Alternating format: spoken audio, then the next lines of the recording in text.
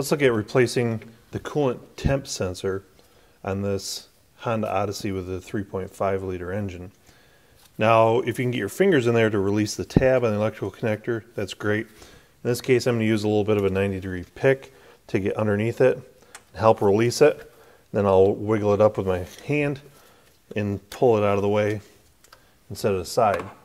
Now I'm going to take a 19mm open end wrench and get on the sensor body itself and break it loose.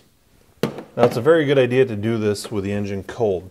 If the engine is hot, we're going to have excessive pressure here and could cause damage and also harm to your body. So we need to make sure the engine is cool and there is no pressure on the cooling system. It's also a good idea to have a drain pan underneath the vehicle because we're going to lose a little bit of coolant when we get the old sensor out before we can get the new one in. So I've got my new sensor already here. You can see it's the same match as the original one, same fit, form, and function. And so now that I'm ready with it, I am going to get the old one threaded out and be ready to insert my new one. Once that's out, we don't want to lose too much coolant, so we will quickly thread in our new one here. Get it started by hand. Be very careful not to cross thread the unit and cause more damage.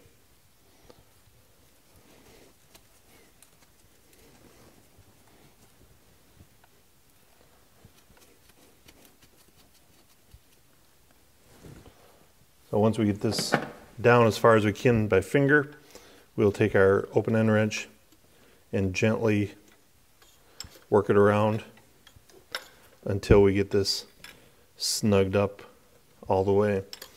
Now we're going to run it down a little bit because it's got a O-ring on it. We need to crush that to seal the unit off.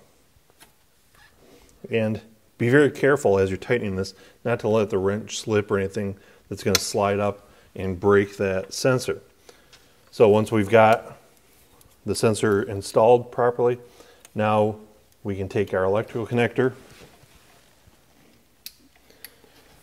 make our connection, and our installation is complete. We still have to go back and double check the coolant level and clear any trouble codes that may have been set.